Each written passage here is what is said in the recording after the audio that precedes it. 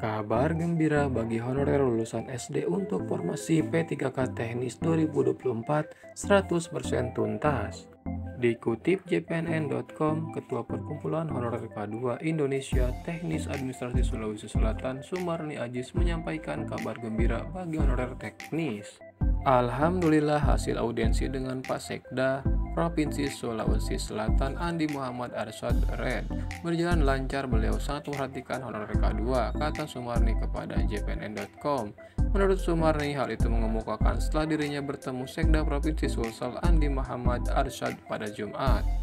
Sumarni mengatakan usulan formasi P3K Teknis 2024 ternyata didominasi honorer lulusan sekolah dasar.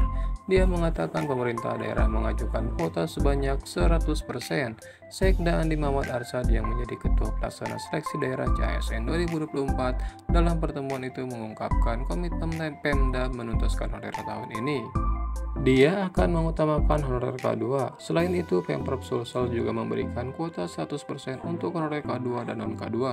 Kami akan menyelesaikan honorer K2, khususnya dan non-K2 umumnya, dalam pengangkatan P3K 2024, tegas Arsyad dikutip dari video PEH K2 tenaga teknis yang diterima jpnn.com. Arsyad mengungkapkan bentuk keseriusan Pemprov adalah formasi P3K 2024 semuanya dialokasikan untuk honorer. Pelamar umumnya bisa melamar, tapi melalui jalur seleksi CPNS 2024. Yang menggembirakan lagi, Pemprov Sulsel mengajukan formasi P3K Teknis 2024 untuk honorer lulusan SD dengan kuota paling banyak. Sebenarnya, kata Arsyad, formasi P3K Teknis 2024 untuk honorer lulusan SD sebanyak 130, ijazah SMP sebanyak 130.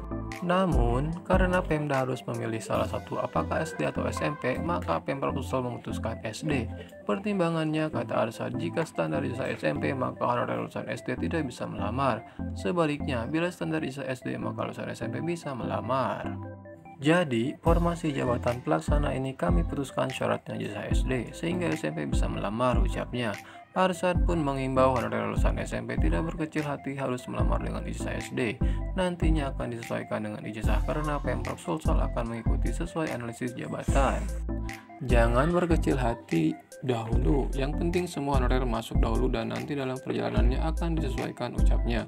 Arsyad menegaskan rekrutan P3K Teknis untuk formasi jabatan pelaksana baru tahun ini mengakomodasi lulusan SD.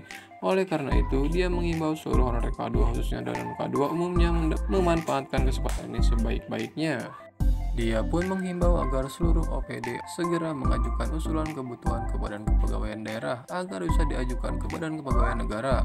Masih ada waktu beberapa hari lagi dari target 31 Januari 2024, OPD yang ada honorernya diajukan semua formasi sesuai jumlah honorer agar tuntas, ucapnya. Merespon hal tersebut, Sumarni mengungkapkan kegembiraannya. Akhirnya perjuangan PHK2 hingga saat ini membuahkan hasil.